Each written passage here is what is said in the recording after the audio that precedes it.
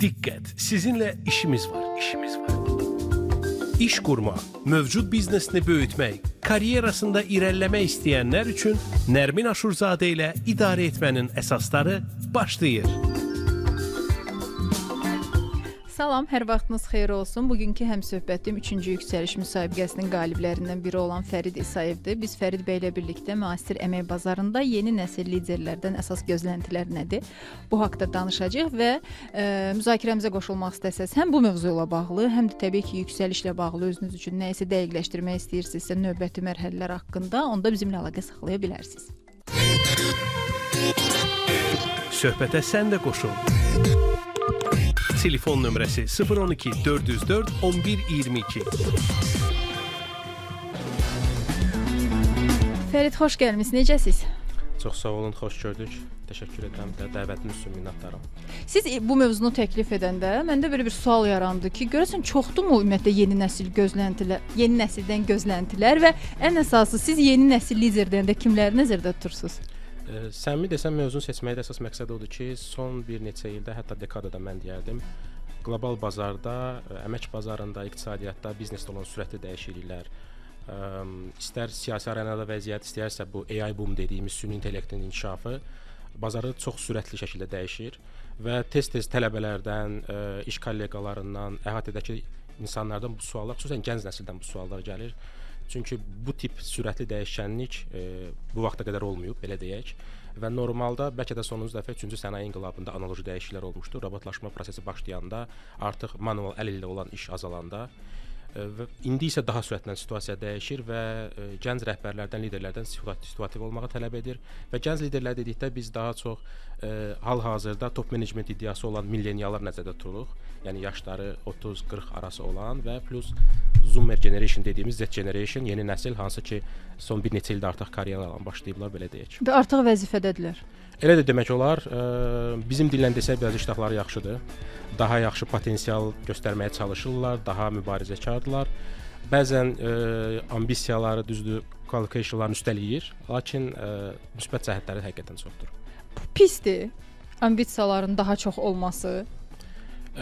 Belə deyək, keçid generationların həmişə klassik fərqləri var da. Məsələn, mən ən tez-tez səsləndirdiyim fikir odur ki, bizim generation gələndə milleniallar, yəni biz daha çox problemlərlə, çətinliklərlə rastlaşdıq və ən çətin bizə idi və bunu sırf öz üzərimdən yox və yoldaşlarım üzərindən də deyirəm.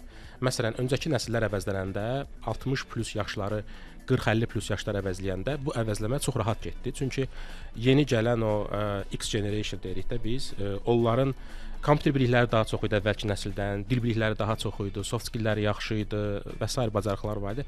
Və ona görə hansısa 60 plus yaşında mütəxəssis və ya rəhbəri 45-50 yaşda əvəzləyəndə bu sual doğurmurdu. İndi isə bizim həmyaşıdlarımız bu bazar rəqabətinə girəndə artıq okey, bizdə dil biliklərimiz var, onların da var. Bizim də hansısa profildə biliklərimiz var, onların da var. Onlar da kompüterdən istifadə, texnologiyanı bilirlər, biz də AI-ya başlamışıq istifadə və bu rəqabətə girmək çox çətindir bu baxımdan yəni. Doğrudan indi biz nə etməliyik? Qısa reklam fasiləsindən sonra bu haqda danışacağıq. Nərmin Aşurzadə ilə idarə etmənin əsasları davam edir.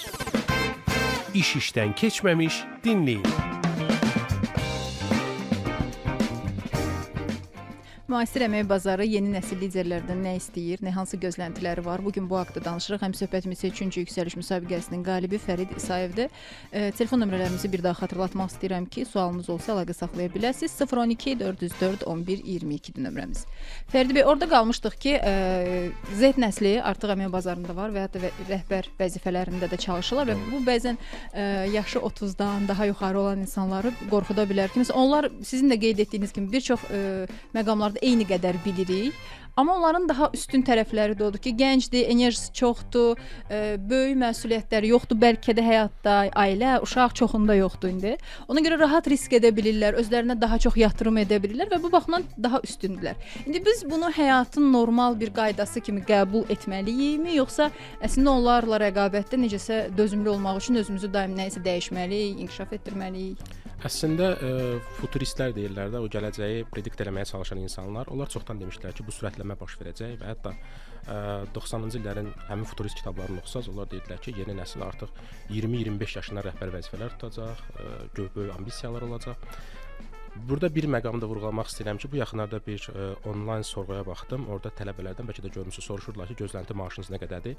Universiteti bitirəndən sonra. Bəli, çox yüksək rəqəmlərdən və söhbət gedir. Özümün aldığım maaşdan yüksək məbləğlər eşidəndə əlbəttə ki, bir tərəfdən yaxşıdır əlbəttə ki, onların gözləntiləri bu qədər. Amma məsələn bizim generationda bizə fantastik gözləntilərimiz olmayıb və biz başlayanda sadəcə olaraq nə isə başlamaq arzusu ilə başlamışıq. Digər bir məsələ odur ki, ambisiya aparıcı qüvvələrdən biridir. Sadəcə olaraq indiki generationın ümumiyyətlə generationlar arasında fərqdən qısa danışardım icazə versəz ki, bu daha açıq görünsün.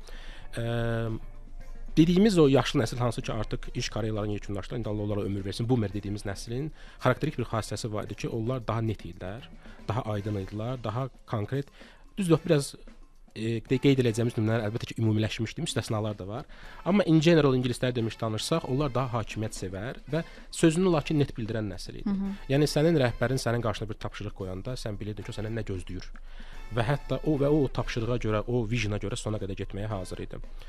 Ondan sonra onları əvəzləyən X generation, hansı ki dediyimiz indi yaşları ortalama 40-60 arası, 45-60 arası olanlar, onlar daha fleksibldilər ki, bu müsbət cəhəti dəyişirlər, lakin yanaşmalarını da çox sürətlə dəyişirlər. Və dolayısıyla olaraq məndə karyeramda şəxsən belə oldu ki, mən mütəxəssis kimi, kiçik mütəxəssis kimi və ya junior kimi başlayanda, təcrübəçi kimi başlayanda mən bu mərhələlərlə işləyəndə mənə biraz daha komfortluydu. Çünki onlar konkret tapşırıq verib, konkret gözləntiləri var idi və daha rahat ki, sən bilirdin vision nədir. Lakin zaman keçdikcə onlar əvəzləndikcə belə bir çətinlik oldu ki, yeni rəhbərlərin gözləntisi periodik olaraq dəyişir və hər saatdan bir dəyişə bilər. Və tapşırıq daha fleksibeldir və onları təəccübləndirmək çox çətindir. Həmin o dediyimiz X generation bu həm müsbət, həm mənfi cəhətlərdir. Müsbət cəhət əsas ona görədir ki, daha skeptikdirlər. Yəni onları sən hansısa vizual və ya virtual nə ilənsə yayındıra bilmərsən ki, biz keçən il məsələn falan inkişafımız olub, böyük uğurdu. Onlara konkret rəqəmlər lazımdır. Onlar konkret KPI istəyir, onlar konkret gəlir istəyir, konkret mənfəət istəyir. Bu yaxşıdır. Digər tərəfdən də onları o təəccübləndirməyin çətinləşdirməyi biraz insanı demotivasiya edir bəzi mərhələlərdə, təcrübəsiz adamları. Yəni onları nə ilənsə təəccübləndirmək çox çətindir. Yəni sən Harvardı qurtarıb triple A kateqoriyalı bir report hazırlaya bilərsən, o ona 10 saniyə baxıb deyəcək, okey. Yəni bəs salam və sən buna bütün bayramları xərcləmisən və s. və ilaxır. Bizim millenialların müsbət cəhəti odur ki, biz daha empatikik onlarla müqayisədə. Yəni biz çalışırıq, bizim üçün iş mühiti çox vacibdir. İşdə o mehribançılıq, ab-hava, toksik münasibətlər olması baxımdan milleniallar daha komfortludur. Mənfi cəhətlərimiz o idi ki, profitlə biz çalışırıq xoşbəxtlik arasında balans saxlayaq, belə deyək. Bu niyə mənfidir? Mənfi ona görə ki, şirkətin mənfəətinə təsir edir. Yəni şirkətə, istənilən korporativ şirkətə daha çox sərf edir ki, işçi fokus olsun işə. Və bir dənə yaxşı nümunə var. Xatırlamayacağam hansı şirkət idi, hansısa kommunikasiya şirkəti idi, desən Almaniyanın, adını da xatırlamayacağam, amma internetdə var.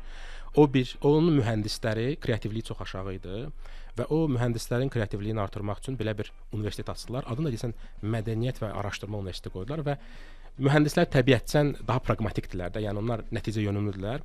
Lakin kreativ çatmadığına görə həmin telekommunikasiya şirkəti research və araşdırmaları geridə qalırdı digər trendlərdən. Və mühəndislərin kreativliyini artırmaq üçün başladılar mühəndislər universitetlərə cəlb, həmin mədəniyyət universitetlərinə. Başladılar mühəndisləri kinoteatr aparmağa, teatr aparmağa, gəzdirməyə, ki, bəs kreativliyiniz artsın, incəsənətlə məşğul olun.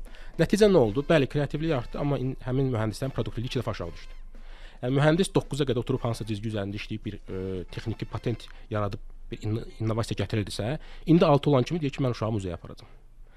Və dolayısıyla nə qədər bu yaxşı olsa da insan baxımından və work-life balance baxımından korporativ segmentdə rəqabət çox güclüdür. Məndən də yaxşı bilirsiniz. O baxımdan. Onda elə çıxır ki, əvvəlki işçilər, rəhbərlər fərqi yoxdur və bizdən öncəki nəsillər onlar öz şəxsi həyatları, şəxsi xoşbəxtlik, hissləri filan bunlar haqqında daha az düşünürdü, amma biz daha çox düşünməyə başlamışıq. Ümumi trendə baxsaq və sosial psixoloji araşdırmalara baxsaq, bəli. Bunun bir bəsit nümunə var. Məsəl üçün bizim millenialların plus-minus valideynlərinə baxsaq, hamısı bir-birinə oxşuyur əksərən. Yanaşmaları eynidir. Eyni mental düşüncə, eyni hamısı yox, amma əksərən eyni vision və onlar məsələn heç bir investisiya barədə düşünməyib. Heç biri stok marketə, səhim bazarında heç bir investisiya yatırmayıb. Oxşar cəhətləri budur. Onların fokusu olub ki, mən bu ay işləyirəm, əmək haqqını qazanıram və inşallah gələn aya survive eləyəcəm. Bizim artıq generation gəldikcə, to есть X generation gələndə bu vəziyyət biraz düzəldi. X generation biraz çalışır balans saxlasın. Millenniallar biz artıq tam 50-50-yəyik. Yəni biz çalışırıq bu balansı saxlayaq ki, həm işləyək, həm hobbi, həm ailə və s. Və bu bəzən digər generationlara biraz çətin qəbul olunur. Yaxşı xəbər bundadır ki, biz Z generation daha yaxşı anlayırıq ki, onlar həmişə əylənmək istəyir. Həmişə pozitiv olmaq istəyir, həmişə, to есть biz də düşünürük ki, 8 saat işləmək çoxdur. Bu fikri biz bölüşürük onlarla. Xüsusən indiki toollarla. Mən həmişə nümunə çəkirəm ki, vaxtilə buğalter peşəsi deyirik də, həmin mühasibatçı peşəsində bütün hesabatlar kağız-küğüzlə aparılırdı. Yəni insanlar əllə hesablayırdı böyük dövriyyələri, böyük şirkətlərin. İndi hər şey Excel-də 5 dəqiqəyə hazırlanır. Yəni bu produktivlik 20 dəfə artıb, amma şirkətdə adam başına düşən buğalterlərin sayı dəyişmir. Niyə? Yəni dolayısıyla yolla insanlar daha çox işləyir əslində. Bizim alətlərimiz var. Biz daha çox kommunikasiyada ola bilirik. Teams var, hansısa proqramlar var, telefon var və s. və ilaxır. Lakin buna baxmayaraq yenə də iş azalmır. Niyə biz hələ də 8 saat işləməliyik? Səbəbi isə ondadır ki, əvvəlki generationlar müəyyən yanaşmaları saxlayırlar və onları dəyişməyə hələ ki lüzum görmürlər. Amma etap-etap yaxşı xəbər odur ki, bu dəyişir və mən əminəm ki, Z generation biz millenniallardan daha yaxşı yola gedəcək. Amma bir çox şirkətlər var ki, onlar belə yanaşmalar falan da var idarə etmədə ki, əməkdaş özü nə qədər xoşbəxt olsa, o qədər effektiv olacaq, məhsuldar olacaq. Xoşbəxt iş yeri yaratmaq anlayışı və s. Məsələn, sorğular təşkil edirlər falan. Yəni sanki şəraiti də elə yaradırlar ki, biz əməkdaşlara yəni bildirdə biz sizi düşünürük, bizə maraqlıdır ki, siz xoşbəxt olasınız. Amma indi sizin dediklərinizdən belə başa düşmək olur ki, insan xoşbəxt olduqca, yəni məhsuldar olmur. Bir öncə dediniz ki, məsələn, insanlar incəsənətlə məşğul olurlar, hobbi ilə məşğul olmağa başlayırlar və məsələn, sorğular göstərir ki, bu məhsuldarlığı aşağı sala bilər. Bu məsələ daha çox qabardılır, belə deyək, keçid dövründə. Biz o keçid dövrünü artıq bitiririk. Yəni bu nə deməkdir? Müəssisələrin standart korporativ baxışı artıq dəyişir və normalda bəsit tapşırıqlar artıq AI ilə əvəzlənir. Ona görə bu dediyim məsələ indi Zoom edləri o qədər şamil olmur və biz o qədər şamil olmayacaq. Amma əvvəl bu vacib idi. Yəni əvvəl 8 saat işləyən işçi ilə 4 saat işləyən işçi arasında çox fundamental fərq var idi. Çünki əvvəlki iş nə idi? Çox əllə olan iş, hesablamalar əllə və s. İndi isə 4 saat 2 saat, 4 saat daha produktiv işləyə bilən adam 8 saat işləyəndən daha çox nəticə göstərir. Çünki artıq AI toolları var, digital toollar var. Bu baxımdan produktivlik artıb həqiqətən də. Mənim daha çox vurğulamaq istədiyim odur ki, bu məsələlər daha mücərrəd olduğuna görə burada birmənalı analitika da düzgün deyil. Yəni məsələn, fizikada və riyaziyyatda konkret düsturlar varsa, konkret nəticə əldə edirsənsə, karyerada, işdə və s. bu statistik məlumatlar heç də bir mənalı nəticə göstərmir. Yəni biz sizlərlə dizaynerlər arasında sorğu aparsaq onlar başqa şey deyəcək, mühəndislər arasında aparsaq başqa şey deyəcək, məsələn media işçiləri tamam başqa şey deyəcək. Bir mənalı şəkildə məsələn mühəndis deyə bilər ki, mən simulyasiyanı qoşuram, simulyasiya özü 8 saat işləyir, mənim 8 saat işləməyə ehtiyacım yoxdur. O özü mənim yerimə o plana cızır, həmin texnoloji prosesi.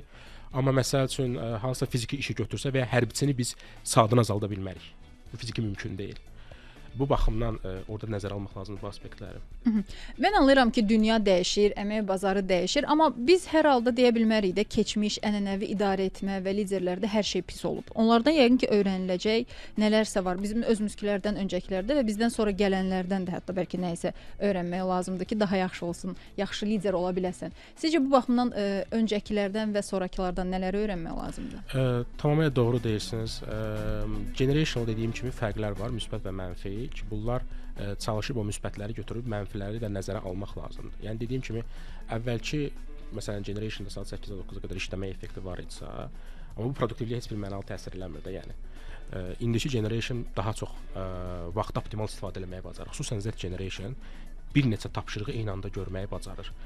Özünün təqvimini aparır, task table'lar. Sahibkarlar belə demir. Onlar deyir ki, hər yerə gecikirlər, vaxt anlayışı ümumiyyətlə onlarda yoxdur. Biz sizdən nəzərə almalıyıq ki, sahibkarlar Azərbaycanda əksərən cultural konservativ sahibkarlardır. Yəni biz biznes segmentlərinə baxsaq Azərbaycanda, burada ölkəmiz kiçik bir ölkədir. Dövlətimiz kiçikdir və məhdud bazarı var və bizdə Silicon Valley yoxdur ki, biz deyək ki, okey, burada bu produktivliyi gördük. Onu deyən sahibkarlar əksərən bu restoran sahəsində ola bilər, hansısa kiçik istehsalatlar ola bilər ki, orada həqiqətən də ofisiant filan saata qədər işləməlidir. Lakin müasir trendə baxsaq və bu dəyişiklikləri nəzərə alsaq, artıq bu proses dəyişəcəkdir və indiki KPI ölçüləri ki başlayıb, Key Performance Indicator dediyimiz, işçilərin faktiki nə gördüyü daha vacibdir onların işdə neçə saat işlədiyi. Bir məsələ var ki, əvvəlki generation sonrakını həmişə bəyənmir. Bu normaldır. Biz milleniallar da daxil. Zaman dəyişir, situasiya dəyişir və çox sürətlə dəyişir. Bunu ancaq bir müddətdən sonra görəcəyik həqiqətən produktivlik fərqi nədir. Bu özümüzdən sonrakılarda bunu öyrənə bilərik də vaxtla. Tamamilə Bəs doğru. Öncəkilərdən düşünürəm fokus məsələsi daha yaxşı idi. Məsələn, bizdən qabaqçı generationlarda yayındırıcı mexanizmlər yox idi. Sosial şəbəkələr yox idi. Yəni bu qədər filmlərə rahat baxmırdıq. Bizim uşaqlıqda biz televiziyada oturub kinonu gözləyirdik saat 15:00-da hansısa film olacağını.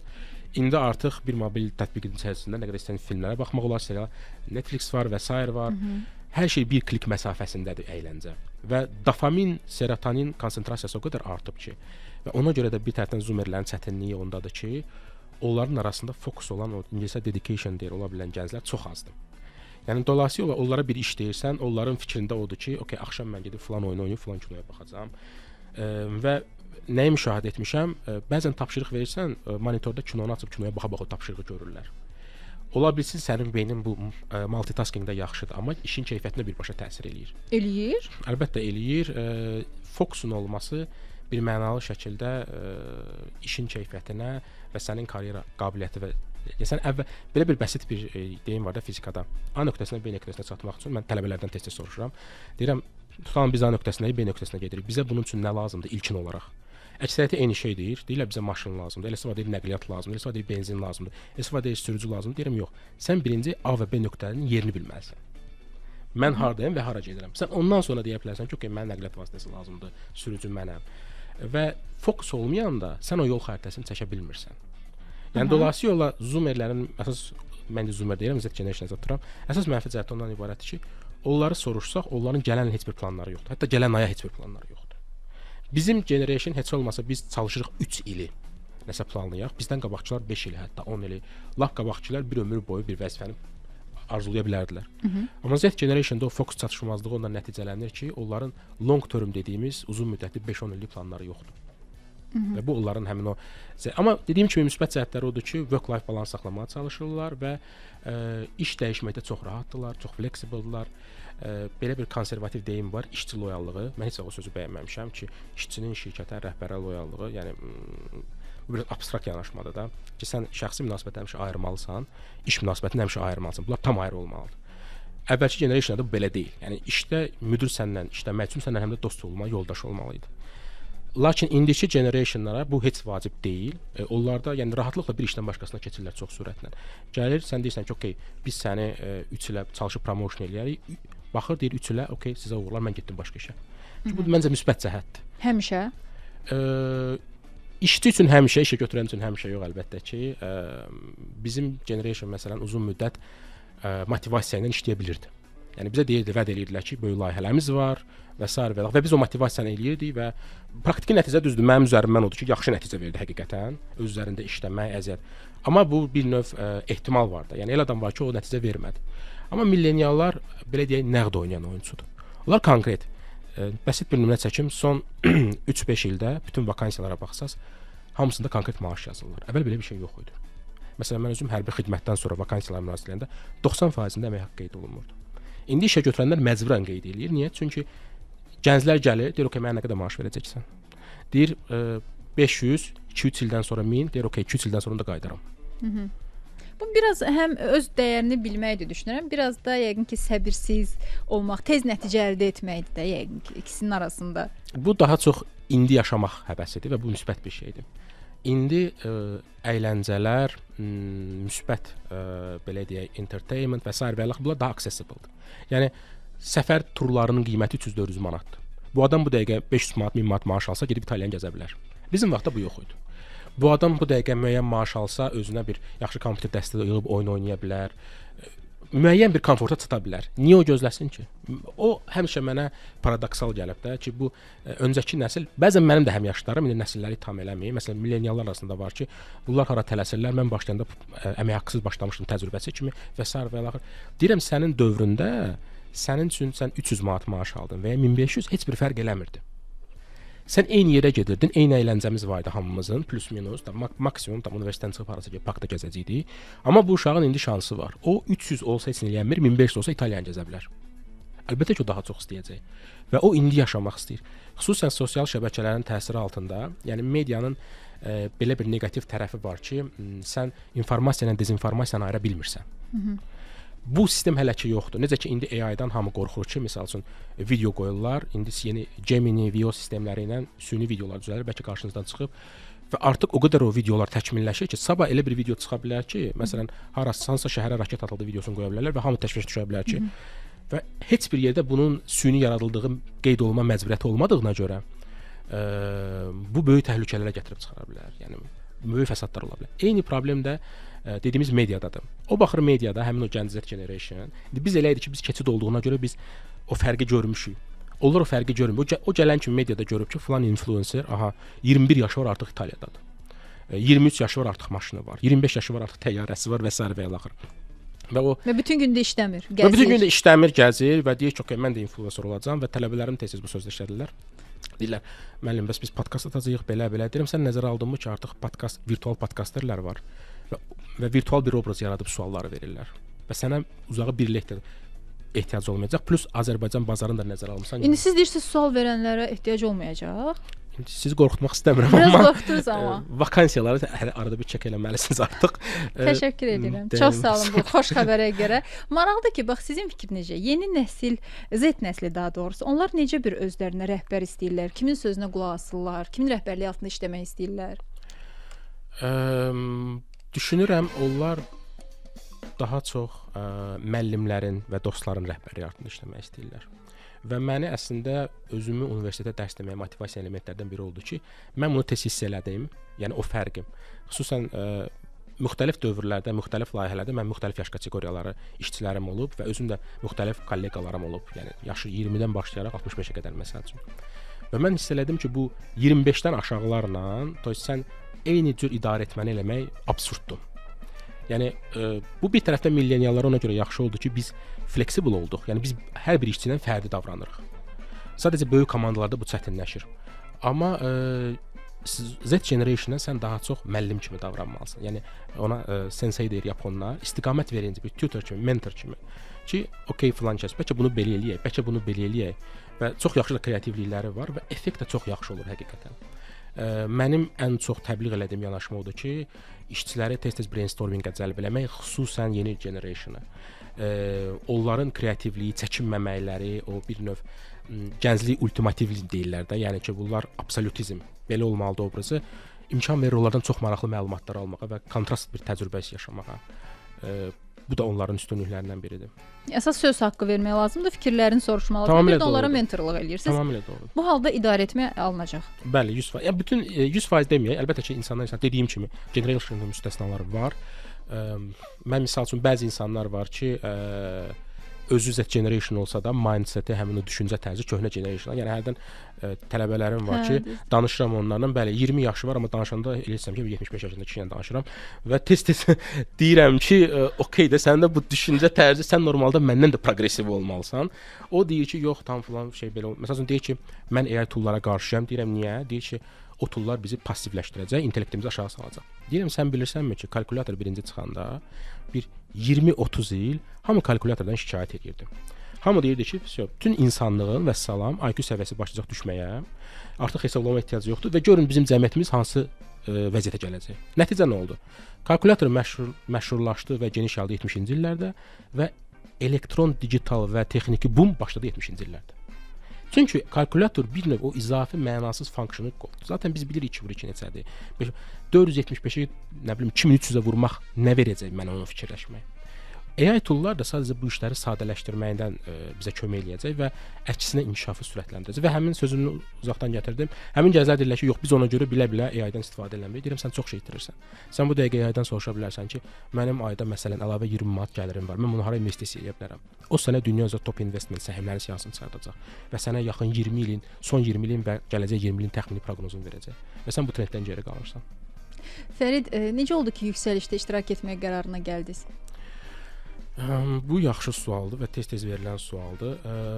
Əlbəttə bütün bu tip sınaqların kökündə bir növ challenge durur. Bir məşhur siyasətçi var, onun bir sözü var. O deyir, həmişə deyirdi ki, adı xatırlamıram, həmişə bir sözü var. Deyirdi ki, kişini həmişə cəmiyyət challenge eləyir. İşə gedirsən müdirin səni challenge eləyir, işçilərin səni challenge eləyir, evdə valideynlərin səni challenge eləyir, ailən səni challenge, uşağın səni challenge eləyir və bu bizim bir təbiətimizdir. Gender məsələsinə getmək istəmirəm, düz başa düşün. Sadəcə bir case olaraq deyirəm. Yox, hələ ki susuram. Tamam, Heç okey. demirəm, qulaq asın. Ümumən bu challenge-lərdən sadəcə mənə maraqlı idi limit və iş baxımından insanlar səni challenge elədikcə ki, sən okey də, tam gəncsən, rəhbər və s. və ilə axır. Dedin okey də, mən gəncəm, rəhbər ola bilərəm, yox. Yoxlayaq görə bəlkə bunlar düz deyirlər. Birinci ideya ondan başladı və mənim ilk iştirakım idi. Və ikinci bir məsələ də biraz mən həmişə demişəm, iradə deyilən bir şey bizdə biraz dil baxımından çox Azərbaycan kontrast ölkə olduğuna görə, yəni sözümüzdə fars mənşəli sözlər var, türk, ingilis, rus dillərinə keçmişi və s. və ilə axır. Ona görə bəzi sözlər təhrif olunur, dəyişir. İradə dediyimiz, məsəl üçün deyirlər ki, filan kəs bir ömür boyu, nə bilim, bu işi gördü və ya ki, onun böyük iradəsi var. Əslində iradə özü qısa müddətli bir mövhumdur. Yəni iradə maksimum indi bu hərəkət etməmək üçün və etmək üçün köməkli olur. Long termdə iradə işləmir. Yəni long termdə iradə səni idman zalına apara bilməz. Səni düzgün qidalandırmağa kömək eləyə bilməz. İradə maksimum sənə bu şirniyyatı bu dəqiqə yeməməyə kömək eləyə bilər, bu dəqiqə. Amma yarım saatdan sonra qüvvədə olacaqmı, 1 saatdan sonra, 2 saatdan sonra bu məsələ daha çox prinsipial. Siz burada iradə, nizam, intizam bu sinonim kimi deyirsiniz, yoxsa bunları da ayırırsınız?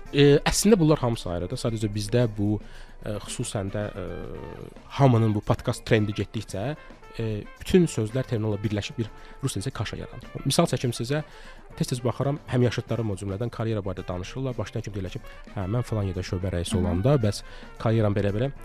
Karyera sözünün özünün etimologiyası Oxford lüğətinə baxsaq, həyatı boyu olan inkişaf deməkdir. Karyeranın sənin rəhbər olmağa heç vədiyyəti yoxdur. Yəni onlar əslində danışanda başlamalılar danışmağa ki, bağçadan başlamışam oxumağa, məktəbdə mənim yanaşmam necə olub, universitetdə nə etmişəm, hərbi xidmət və s. və ilə. Bu da bu iradə və s. məsələsi orada dəyişilib təhrif olmuş məsələlərdir. Bu tip yarışlarda daha çox prinsipiallıq vacibdir. Prinsipiallıq, sənin özünü digərlərlə müqayisə eləmək cəhdin, iştahın belə deyək, bayaq işlətdiyim söz, passion deyir də ingilislər ona, o maraq hansı ki, okey, görək mən nəyə qadirəm. Və mənim müşahidələrim onu göstərdi ki, bu ab-hava ilə gedən gənclər daha çox qalib gəlmə statistikası var idi. Və bizim belə bir mini hobbimiz var idi. Biz həmişə bet eləyirdik ki, məsələn, kim udacaq, kim udmayacaq. O yarışlar olur ki, misal üçün hansı daş düşəcək və ya hansı oyunçu qalib gələcək at çapmada. Biz də onun kimi deyirdik ki, okey, bu finala qədər gedəcək və ya bu qalib gələcək. Və müşahidələrimiz onu göstərdi ki, o ambisiyanı, prinsipi göstərən adamlar, passion olan adamlar daha çox qalib gələ bilər. Bir nümunə çəkim, məsələn, orada hansısa bir şirkətin direktoru da var idi, iştirak eləyir. Marketinq üzrə, sahə üzrə profilli mütəxəssis var, yəni bu maaşı fərzdəki 10+-dur. Və orada hansısa Azərbaycanın Ucqar rayonundan gəlmiş müəllimi var, məktəb müəllimi var, hansı ki, əmək haqqısı 300 manatdır. Gənc bir adam. O gəncin iki variantı var. Ya o yarışı udacaq və ona növbəti şansı olacaq, burada qalıb özünü göstərməyə, karyer proqresi. Və ya həmin Ucqar rayonu 300 manata yaxın yolu ilə qayıtmalıdır. Bu məqamda həmin ambisiya və prinsipiallıq özünü göstərir. Daha güclüdür. Tamamilə doğrudur və dolayısıyla mən onu müşahidə edirdim ki, necə əlbəttə sən aqressiyavi idarə etməlisən orada, emosiyaları idarə etməlisən, bu prioritet, amma sən daim özünü o gərginlikdə situasiyada saxlayıb situasiyanı başa düşmək və ona uyğun davranmaq. Çünki orada oynayanlar bilir, iştirakçılar inşallah görəcəklər. Komanda periodik dəyişir. Sən bir komandada deyilsən. Hər komandada fərqli insanlar var. Fərqli psixologiya, fərqli travma, fərqli sahələrdən. Məndə son oyunların birində belə bir şey olmuşdu ki, masada əyləşdim və bizdə normal orada vaxt verilir ki, özünü təqdim edin və mən həmişə standart bir təklifim vardı ki, birinci başlanğıcı biri danışır olsa, deyirəm gəlin saat əqrəb istiqamətə təqdim eləyə bir-birinizdə ki, cığallıq olmasın hər bir dəqiqə.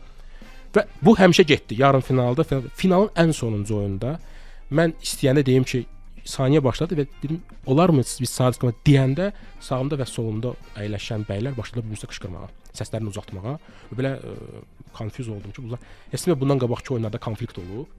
Və sənin masada dəyirmidir. Sənin də solunda da sağında da iki səsi maşallah uca bir adam hündürdən danışır. Və sən heç nəyə fokus ola bilmirsən. Sən orada ani adaptasiya olub, yenə də prinsipiallığı qoruyub, artıq qərar verib başqa yanaşma tətbiq eləməlisən. Neynədir? Bu sirr olaraq qalsın. Onu da desəz artıq kimsə qalib olacaq, hə? Bundan istifadə edin. Burada məsələ belədir də, 90% uğur özünü idarə etmədən keçir. xüsusən gənclərin əsas problemi nədir? 44 yaşa, 45 yaşa qədər Ümumdünya Səhiyyə Təşkilatına deyəsən 44 yaşa qədər gənc sayılırsan. Emosiya birinci problemdir. Mən özümdə onu idarə etməyə çox uzun müddət xərcləmişəm və hələ də tam idarə edə bilmirəm, məsləhətlər olsun. Və amma o yarışda məndə B planı olmadığına görə orada özümü idarə etməliyəm və bir də bir şey var ki, o yarışda özünü şəxsləşdirmirsən zaten. Sən bu adamları böyük ehtimal ki, birinci və son dəfə görsən əksərən. Yəni orada eybi yoxdur da. Adam tam yanlış fikir də söyləyə bilər. Məndə bir case var idi. Bizdə bir tapşırıq verilmişdi ki, tam logistika sistemi, yəni nəqliyyat hub'ı yaradın. Mən də ixtisasım satın alma və logistika olduğuna görə və masterimi də elə qurtarmışam və bir bəy bizdə bir yaxşı təklif elədi ki, mən təklif eləyirəm, hansısa dağın adını çəkdi, orada bir logistik hub yaradaq, ora zirvədir, havası təmizdir və s. Mən mədəni dedim ki, müəllim, siz orada logistik hub yarada bilmərsiniz dağda. və iddia edir ki, bu ekoloji təmiz olacaq, ona görə çox yaxşı fikirdir. Mən bir dəfə dedim ki, bu ekoloji deyil də, mənim diplom işimin müdafiəsi logistika olub və bu ən anti-ekoloji bir mövhümdür də. Dolayısıyla orada onu sən xidmətin qurmalısan, təmir işləri, yanacaq atkısı, CO emission və s. Mən dedim, o dedim. Son məqamda o qayəti belə şübhə ilə mənim biliklərimə yanaşdı və normal кейsdə mən bilirdim ona nə demək lazımdır. Və yaxşı 3-4 cümlədən ibarət o zalda ona bir maraqsı. Amma son məqamda qədər mən bu adamın axırıncı dəfə görürəm onsuz da. Qoy ondan sonra bir dəfə udum. Sonra pozisiyam bəlkədən sonra başqa insanlara öz fikrimi söyləyə bilərəm. Yəni burada o məsələlər reallıqda da keçir və bəlkə də mənim peşəm biraz kömək oldu. Satın alma elə bir sahədir ki, sən şirkətin sürücülərindən tutmuş top CEO-lara qədər görüşürsən. Və sən istər-istəməz insanları kateqoriyaya bölməyə öyrənirsən. Sənin üçün bir virtual kateqoriya var. Məsələn, X adında bir adamı bir papkaya tuldurursan, Y adamı bir papkaya və təxmini bilirsən ki, bu tip mindsetdə adamdır. Həmin yarış udmağa bu yanaşmada tətbiq edir. Mən düz mətbəxin sirlərini sizə açıram. Çox maraqlıdır. Bax siz ilk qalibsiz ki, mən xatırlamıram başqasın. Məsələn, açıq deyirsiniz ki, bəli, prinsipial olmaq lazımdır, öz taktikaları var, üsullar var. Adətən məsələn deyirlər ki, hər kəsə dost olun, çalışın hamını eşidin, özünüz kimi olun, səmimi olun. Yəni belə daha çox mehriban tərəfini qabardırlar ki, belə olanda qalib olmaq olur. Amma mən də həmişə belə hiss edirdim ki, burada açılmayan nəsə var. Amma məncə siz indi onları dediniz. Ümid edirəm demədim, amma in general bir şey deyim ki, yarışın yarım finalından qabaq artıq mərhələlər keçəndə mən başladım bir network adam axtarmağa ki, kim ki qalib olub və ya finalçı olub və ondan məsləhətlər alım. Və bir neçə adam tapdıq və hətta bizi bir dəfə yığdılar ki, nə etmək olar. Və onlar həmişə məsləhət görürdülər ki, çalışın özünüz olun. Ki birinci məntiqli gəlir, sonra fikirləşsən çox edə mən özüm olsam normalda məni işdən çıxartmışdılar. Bu baxımdan, yəni mən özüm olsam saat 11-ə qədər işə getmərəm, misal üçün, və ancaq istədiyim işləri görərəm. Yəni bakalavrda özüm olsaydım fərqlənməklə bitirməzdim, ancaq istədiyim şeyləri oxuyardım. Belə bir yanaşma var da. Və mən daha çox belə yanaşdım ki, özünüz olmaq o demək deyil ki, sən həmişə mövqeyi üstündə durub onu bildirmək və s. Özün olmaq o deməkdir ki, sən öz ideologiyanı saxlamaqla flexible olasan. Sən öz mövqeyində qalsan ki, müəllim, sənin logistik hub anlayışı səhvdir. Mən mövqeyimi dəyişməm. Bu səhvdir. Amma sən istəyirsən bu yanaşmanı, indi sənin səsin hündürdür və sən yaşlısan, sən deyil. Okay, gedək bu yanaşmayla. Zaten məsuliyyət sən daşıyırsan da, ya CEO sənsən. Fərid, çox sağ olun gəldiyinizə görə. Çox xoş oldu sizin belə açıq və cəsarətli etiraflarınızı, əmək bazarı haqqında olan fikirlərinizi eşitmək. Sonda nəsə əlavə etmək istəyirsiniz? Bəlkə yüksəlişdə iştirak etmək istəyənlərə tövsiyələriniz nəsə qaldısa, buyurun. İki tövsiyə vermək istəyərdim icazənizlə. Bir yüksəlişlə bağlı demək istəyərdim ki, əgər siz bunu istəyirsinizsə, təkcə yüksəliş ümumiyyətlə karyera ilə bağlı. Əgər nəyisə istəyirsinizsə, buna layiqsinizsə və hazırsınızsa, siz bunu əldə edəcəksiniz. Yox, əgər siz sadəcə, yəni insan var ora sadəcə vaxt keçirmək, əyləncə üçün. Bu da bir normal bir şeydir, təcrübə üçün və s. Amma əgər mövqeyiniz prinsipialdısa və həqiqətən özünüzü göstərmək istəyirsinizsə, həmin prinsipiallığı göstərmək lazımdır. Əlbəttə ki, emosiyaları idarə etməklə. Bu bir. İkinci məsələ də qısa karyera barədə, bazar barədə deyə bilərəm ki, gənclər çalışıb tez öyrənilən peşələrə fokuslanmasınlar. Yəni tez sürətli öyrənilən, əllə görülən işlər, referent, katibə tipli işlər, kağız-çuğuz işləri və s. O peşəni ki, 6 aya birlə öyrənmək mümkündür, o yaxın 5-10 ildə bazardan gedəcək. Ancaq o peşələr qalacaq ki, o peşələr təhlükəli, riskli sahələrdir. Məsələn, yanğın söndürənlər həmişə insanlar olacaq, həkimlər həmişə insanlar olacaq, güc tutduqlar həmişə insan. Çünki burada insan faktoru var. Bir də o peşələr ki, çətin öyrənilir. Ona görə əziyyətdən, təhsildən çəkinməyin. Sizə uğurlar hamınıza. Çox sağ olun. Çox təşəkkür edirəm gəldiyinizə görə. Həqiqətən çox xoş oldu sizinlə bu gün ünsiyyətdə olmaq. Bugünkü həmsöhbətim sonunda bir daha qeyd edeyim ki, 3-cü yüksəliş müsabiqəsinin qaliblərindən olan Fərid İsayev idi. Biz onunla birlikdə müasir əmək bazarında yeni nəsil liderlərdən əsas gözləntilər nədir? Bu haqqda danışdıq.